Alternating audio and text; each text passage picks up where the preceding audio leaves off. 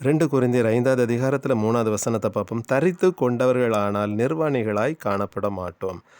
அப்போ இந்த வசனம் சொல்லுது நம்மளுக்கு, அப்போ ஏதேன் தோட்டத்தில அவர்கள் நிர்வாணத்தன்மைக்கு காரணம் ஏதோ ஒன்றை அவர்கள் தரித்து கொண்டவர்களா இருந்திருக்கிறாங்க. அந்த தரித்து கொண்டது அவங்கள விட்டு போயிட்டு, அதனால அவர்களுக்குள்ளால ஒரு நிர்வாணத்தன்மை இருக்குது. அப்போ தேவன் திருப்பி அத சொல்றாரு. நீங்கள் தரித்து கொண்டவர்களானால் என்னதான் நீங்கள் நிர்வாணிகள் அல்ல. அப்போ இந்த நிர்வாணத்தன்மை மறைக்கிறதுக்கு நம்ம ஒண்ணு தரித்து கொள்ள வேண்டியதா இருக்குது. அப்ப அது எத நான் தரித்து கொள்ள வேண்டியதா இருக்கிறத பார்ப்போம். கலாத்தியர் 3வது அதிகாரத்தில 27வது வசனம் சொல்லுது, ஏனெனில் உங்களில் கிறிஸ்துவுக்குள்ளா ஞானஸ்நானம் பெற்றவர்கள் எத்தனை பேரோ அத்தனை பேரும் கிறிஸ்துவை தரித்து கொண்டீர்களே. அப்ப நம்ம கிறிஸ்துவை தரித்து கொண்டவர்களாக இருக்க வேண்டியது இருக்குது. அப்ப நம்மளுடைய நிர்வாணத்தன்மை மறைக்கணும். அப்படிங்கக்கூடிய நேரத்தில நம்ம எதை தரித்து கொண்டவர்களாக இருக்கணும்? கிறிஸ்துவை தரித்து கொண்டவர்களாக இருக்கணும். அப்ப கிறிஸ்துவை தரித்து கொள்ளும் பொழுது அந்த நிர்வாணத்தன்மை போகுது. அப்ப கிறிஸ்துங்கிறது அங்க யாரை அடையாளப்படுத்துகிறவராக இருக்கிறார்?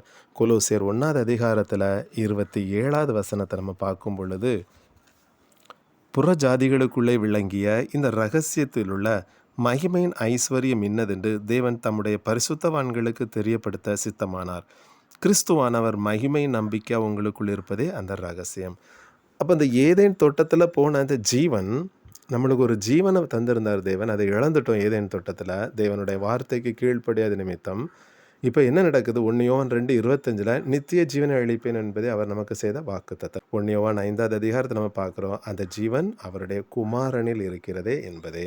அப்போ அந்த கிறிஸ்துவாகிய ஜீவனை கிறிஸ்துவை நான் தரித்து கொள்ளும் பொழுது அந்த ஜீவனை உடையவனாக இருக்கிறேன். எந்த ஜீவன்? ஏதேன் தோட்டத்தில் போன அந்த ஜீவன். கொலோசியர் 1:27 நம்மளுக்கு சொல்லுது, அந்த மகிமையானவராகிய அந்த கிறிஸ்துவாகிய ஜீவன் எனக்கு உள்ள வரும் பொழுது அது எப்படி சொல்லுதான் தேவன்? அது கிறிஸ்துவானவர் மகிமையின் நம்பிக்கையாக உங்களுக்குள் இருப்பதே அந்த ரகசியம். நான் ஒன்னே ஒன்று அடைவேன். 2 தெசலோனிக்கர் 2:14 இயேசு கிறிஸ்துவினுடைய சாயலை நான் அடைவேன். அப்போ அந்த ஜீவன் எனக்கு ஏதேன் தோட்டத்தில் போன அந்த ஜீவன் எனக்கு உள்ளால் வரும்போது, அப்போ எப்போ நான் இயேசு கிறிஸ்து, அதாவது ஏதேன் தோட்டத்தில் போன ஜீவன் தரித்து கொண்டவர்களானால் நீங்கள் நிர்வாணிகளில் இந்த தன்மை, அதாவது அவர் எனக்கு உள்ள வந்து தரிப்பிக்கப்படும் பொழுது, எனக்கு மேலே வந்து வஸ்திரமாக இருக்கும் பொழுது, அந்த தன்மை எனக்குள்ளால் இயேசு கிறிஸ்து என்கிற சாயலை எனக்குள்ளால் உருவாக்குது. இந்த சாயலை அடைந்தால்தான் நான் எங்கே போக முடியும்? ஏதேன் தோட்டத்துக்குள்ளால் நான் போக முடியும். அதாவது கிருபாசனத்தை அண்டைக்கு, அதாவது மகா பரிசுத்த ஸ்தலம் என்கிற அந்த பரலோகத்துக்கு தேவனுடைய சமூகத்தில் நான் தான் போக முடியுமே தவிர, இயேசு கிறிஸ்துனுடைய சாயல் இல்லாமல் நம்ம எங்கே போக முடியாது? தேவனுடைய ராஜ்யத்துக்கு நம்ம நுழையவே முடியாது.